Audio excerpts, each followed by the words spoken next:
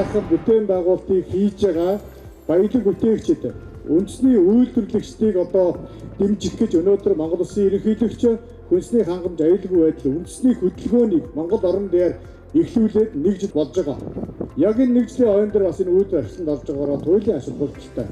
Тэгээ энэ үндэсний хөдөлгөөн энэ 5 жилийн хугацаанд хүнсний хувьсгал их зорилготой.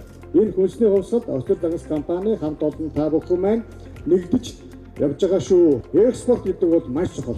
Монгол улс 70 сая гаруй малтай мөртлөө түүхийгээр нь эсвэл хагас боловсруулаад гадагш нь гаргадаг. Тэгвэл одоо Монгол улсын засгийн газраас 2023 оны 1 сарын 1-ээс үйлдвэрлэлийн аргаар боловсруулсан махыг хэрэглэе гэд шийдвэр гаргасан байгаа. Энэ бол тендер сонгон шалгалтанд авах юм. 2025 оноос бол нийт хэрэгцээ болж байгаа. Тэгээ энэ танаа хийж байгаа 3 төсөл бол энэ засгийн газрын шийдвэр Монгол улсын ерөнхийлөгчийн санаачлах энэтэй яг тав уйлдж байгаа. Та бүхэндээ амжилт хүсье.